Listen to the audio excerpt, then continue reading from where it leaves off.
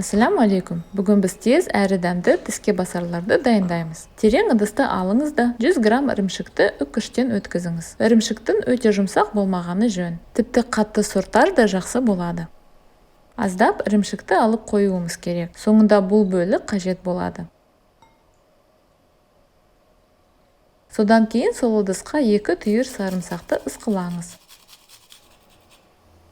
Және де бір пісірілген жұмыртқаны үгітеміз.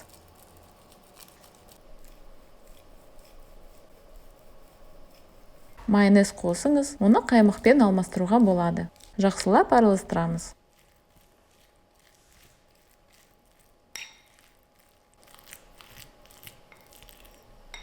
Орташа қызанақты алыңыз, оларды 1,5-2 см шеңберлермен кесіп қою керек. Бір қызанақтан шамамен 3-4 шеңбер шығады. Енді салманы үстіне жағамыз.